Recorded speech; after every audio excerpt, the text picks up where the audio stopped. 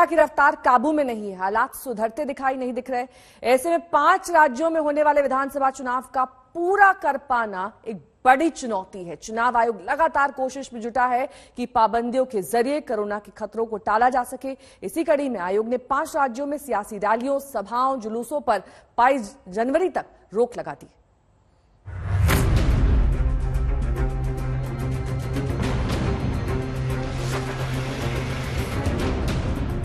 UP, Uttarakhand, Punjab, Goa, Manipur, इन राज्यों में चुनावी पारा चढ़ चुका है, लेकिन रंगत बदली हुई है। कोरोना ने बंदिशों की बेड़ियों में जकड़ दिया है। चुनाव में संक्रमण का कहर न टूटे, इसके लिए चुनाव आयोग ने एक बार फिर पाबंदी की सीमा बढ़ा दी। मतलब ये कि कोरोना से लड़ाई के लिए न तो रैली होगी, न जुलूस, न सभा, न रोड शो। तारीखों के ऐलान के साथ ही चुनावी राज्यों के लिए तमाम ऐसी पाबंदियां आयोग ने लगा दी थी, लेकिन 15 जनवरी को फिर से उन्हीं सख्ती को 1 हफ्ते के लिए बढ़ा दिया गया। सभी रैलियों पर पाबंदी रहेगी, पदयात्रा, रोड शो नहीं किए जा सकेंगे। डोर टू डोर कैंपेन में 5 से ज्यादा लोग नहीं होंगे। मास्क, सैनिटाइजर, सोशल डिस्टेंसिंग का पालन करना होगा। चुनाव पर्यवेक्षकों को नेताओं, कार्यकर्ताओं पर नजर रखने को कहा गया है। आयोग ने ये निर्णय किया है कि ये जो मॉरेटोरियम है फिजिकल प्रचार का, इसको जो है अभी 1 हफ्ता और बढ़ा है। आयोग समय समय पर इसकी समीक्षा कर रही है, जो बिल्कुल लाजमी है। चुनाव आयोग ने जो गाइडलाइंस दी हैं, इससे पहले जो दी थी या जो बढ़ा करके 22 जनवरी की है, समाजवादी पार्टी उन गाइडलाइंस को मानेगी। जो भी नियम कानून बनाए हैं उनका पालन करेगी, क्योंकि कोरोना संक्रमण को देखते हुए चुनाव आयोग ने ये फैसला लिया है। तो जो चुनाव आयोग ने कहा है कि बंद कमरे में बैठक हो सकती है और जितनी संख्या बताई है उतने में ही समाजवादी पार्टी अपना कार्यक्रम और अपना चुनाव प्रचार अभियान चलाएगी। 5 विधानसभा चुनाव में आयोग ने ऐसी पाबंदी जरूर लगाई है, लेकिन वर्चुअल रैली की इजाजत दी है ताकि पार्टियों का प्रचार चलता रहे।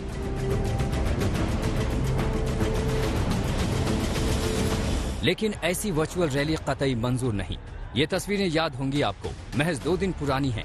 14 जनवरी को लखनऊ में समाजवादी पार्टी का कार्यक्रम था। स्वामी प्रसाद मौर्य समेत बीजेपी छोड़कर आए कई विधायक समाजवादी पार्टी में शामिल हुए थे। बड़ी वर्चुअल रैली के नाम पर बड़े कार्यक्रम का आयोजन किया गया था। कार्यकर्ताओं की जबरदस्त भीड़ थी। इलाके के थाना प्रभारी को निलंबित कर दिया गया। साथ ही चुनाव आयोग ने बगैर देर किए पार्टी को नोटिस थमा दिया, जिसका जवाब आज शाम 5 बजे तक समाजवादी पार्टी को देना है। पिछली दफा समाजवादी पार्टी के इवेंट में भीड़ हुई, जिसका प्रशासन ने और इलेक्शन कमीशन ने संज्ञान लिया, और आज उसको देखते हुए आप देख सकते हैं यहाँ पर फोर्स पूरी मुस्तैद की गई है। प्रशासन के लोग भी हैं, इसके अलावा पार्टी के भी कुछ लोग गेट पर खड़े करे गए हैं, जिसमें जैसा आप ये सब अनाउंसमेंट सुन रहे होंगे कि गेट पर अनावश्यक रूप से ना खड़े होइए, इस तरह की बातें यहाँ पर पुलिस वालों द्वारा बताई जा रही हैं। आप देख सकते हैं पूरे मुस्तैदी यहाँ पर लगाई गई है, और पार्टी के भी कुछ लोग यहाँ पर लगाए गए हैं जो ज्यादा भीड़ को अंदर जाने नहीं दिए जा रहे हैं। पिछली दफा जब स्वामी प्रसाद मौर्य ने ज्वाइन किया था तो कोविड नियमों का उल्लंघन यहाँ पर हुआ था, पर आज वो ना हो, इसको लेकर पार्टी के लोग और पुलिस प्रशासन के लोग भी यहाँ पर मुस्तैद। समाजवादी पार्टी ने चुनाव आयोग के नोटिस का जवाब नहीं दिया तो आयोग कार्रवाई करेगा। इन सब के बीच अखिलेश को डर सता रहा है कि कोविड प्रोटोकॉल का उल्लंघन हुआ तो बीजेपी चुनाव में साजिश भी कर सकती है। इस प्रोटोकॉल के बहाने भारतीय जनता पार्टी ये भी साजिश कर सकती है कि जहां समाजवादी पार्टी के वोट ज्यादा हों, एम्बुलेंस खड़ी कर दें। नौगांव सादात का जब चुनाव था, मैंने बहुत करीब से देखा था कि जहां जहां समाजवादी पार्टी का वोट था वहां पर एम्बुलेंस और पुलिस को लगा दिया गया था। जैसे ही कोई बाहर निकलता था लाठी मारते थे, अपमानित करते थे या फिर दबाव बनाते थे कि वोट डालने न जाएं। चुनाव आयोग की तैयारी है कि कोरोना आउट ऑफ कंट्रोल ना हो। आंकड़े बताते हैं कि जिन राज्यों में चुनाव होने जा रहे हैं वहां भी संक्रमण की रफ्तार तेज है। 11 जनवरी को यूपी में 11,089 केस सामने आए थे। वहीं 15 जनवरी को 15,975 नए केस आए। उत्तराखंड में 11 जनवरी को 2,127 नए मामले थे। 15 जनवरी को 3,848 नए केस दर्ज किए गए। पंजाब में 11 जनवरी को 4,552 नए केस मिले। वहीं 15 जनवरी को एक दिन में 7,642 नए केस मिले। गोवा में 11 जनवरी को 2,476 केस सामने आए। 15 जनवरी को राज्य में नए केस 3,274 मिले। वहीं मणिपुर में 11 जनवरी को 116 और 15 जनवरी को 119 नए केस मिले। सतर्कता और सावधानी की आवश्यकता है। एक बीमारी है। बुजुर्ग लोगों को, बीमार लोगों को, बच्चों को, गर्भवती महिलाओं को हर हाल में इस प्रकार के संक्रमण से बचाना होगा। मणिपुर को छोड़ सभी राज्यों में तेज संक्रमण से इनकार नहीं किया जा सकता। चुनाव आयोग की चिंता उन्हीं विषम हालात से निपटने की है। 22 जनवरी तक सख्ती उसी का हिस्सा है। दिल्ली से संजय शर्मा के साथ आज तक ब्यूरो। तो आपने देखा किस तरीके से देश भर में कोरोना के मामलों में इजाफा हो रहा है। वैसे राहत की बात यह है कि फिलहाल रफ्तार थोड़ी थमी है। दिल्ली और मुंबई के आंकड़े तो यही बता रहे हैं, कोरोना के नए मामलों में कमी जरूर आई है। इसकी एक वजह है टेस्टिंग कम होना, टेस्टिंग का ना कराना। हालांकि तेज रफ्तार वैक्सीनेशन और पाबंदियों ने सकारात्मक संकेत दिए हैं। दिल्ली में आज भी केस में कमी आने की उम्मीद है। माना जा रहा है कि 17,000 केसेस आ सकते हैं।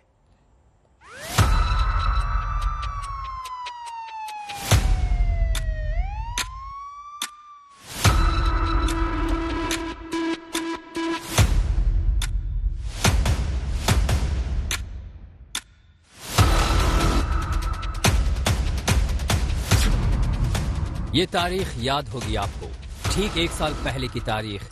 यही वो दिन है जब पहली वैक्सीन डोज के साथ ही देश के वैक्सीनेशन अभियान की शुरुआत हो गई थी।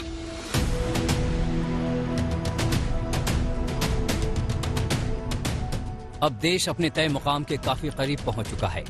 अब तक करीब 157 करोड़ लोगों को वैक्सीन की डोज लग चुकी है। 72% आबादी डबल डोज लगवा चुकी है। 15 से 17 उम्र वर्ग के 3.5 करोड़ से ज्यादा बच्चों को पहली डोज लग चुकी है। ओमिक्रॉन के कहर से आई तीसरी लहर ने देश को डरा दिया था, लेकिन वैक्सीनेशन ने उस खौफ को कम करने में बड़ी भूमिका निभाई। इसका असर देश में रोजाना संक्रमण के आंकड़ों पर भी दिख रहा है। 12 जनवरी को देश में 1,94,720 नए मामले आए।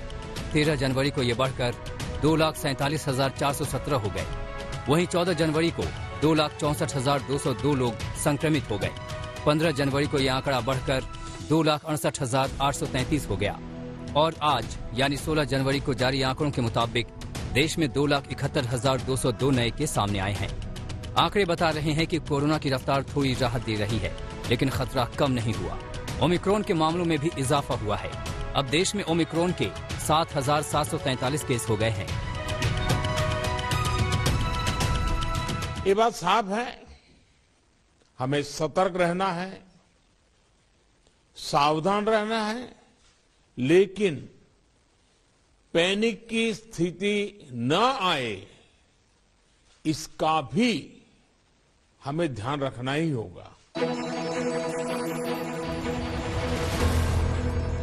तो क्या दिल्ली मुंबई में आंकड़ों में आ रही कमी सतर्कता की वजह से ही है? क्या राज्यों में बरती गई सख्ती ने ही कोरोना पर नकेल कसा है? इसे समझने के लिए पहले वहां संक्रमण की रफ्तार और टेस्टिंग पर भी नजर डाल लीजिए। मुंबई में 7 जनवरी को 20,971 नए केस आए। उस दिन वहां टेस्टिंग हुई थी 72,442। 9 जनवरी को 19,474 नए केस आए। उस दिन वहां टेस्टिंग हुई थी 68,249।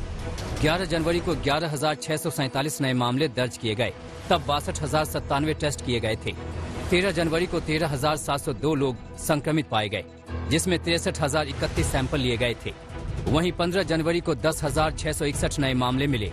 उस दिन 54,558 लोगों ने टेस्ट कराया, यानी मुंबई में टेस्टिंग कम होती गई, संक्रमण के मामलों में भी कमी दिखने लगी।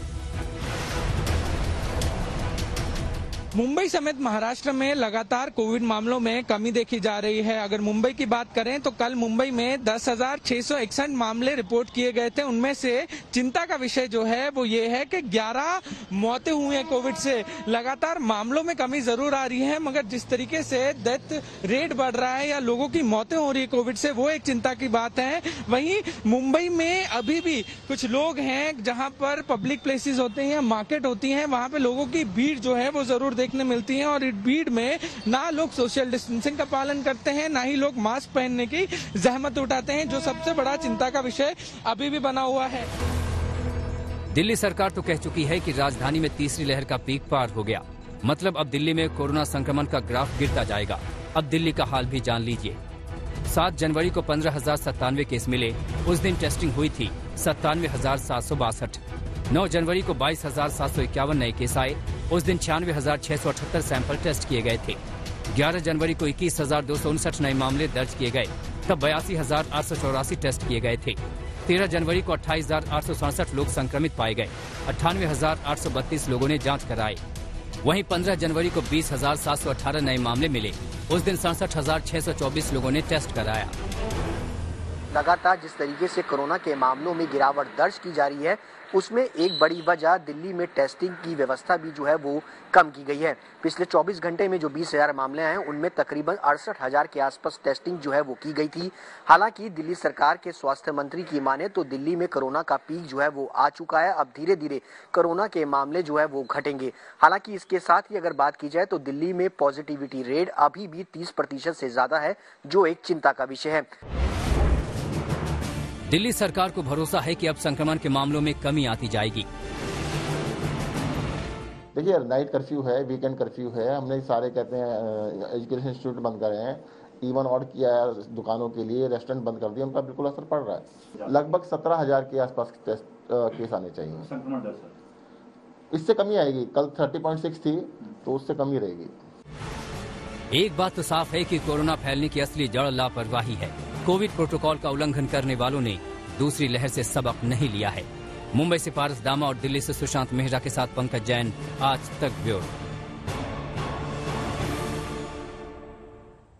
और देश भर में ओमिक्रॉन के मामले सामने आने के बाद अगर सतर्कता बरती गई होती तो शायद एक दिन में मामले 2.5 लाख जैसे बड़े बड़े आंकड़ों को नहीं छू पाते। लापरवाही लगातार जारी है। कुछ लोग तो समझने को तैयार ही नहीं है कि ये खतरा कितना गंभीर है।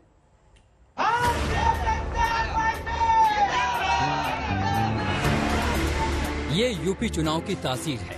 किसी का टिकट कंफर्म हुआ तो कोविड प्रोटोकॉल की परवाह नहीं रही। लग गई समर्थकों की भीड़, बंटने लगे लड्डू। ये है यूपी की राज्य मंत्री गुलाबो देवी। उन्हें संभल में चंदौसी विधानसभा सीट से बीजेपी ने उम्मीदवार बनाया है। कल नाम का ऐलान होते ही खुशियों के लड्डू फूटने लगे। भीड़ को ना तो मास्क की परवाह रही, न सोशल डिस्टेंसिंग की। यूपी चुनाव को लेकर चुनाव आयोग ने सख्त पाबंदियां लगाई हैं। उसके बाद भी ऐसा हाल है।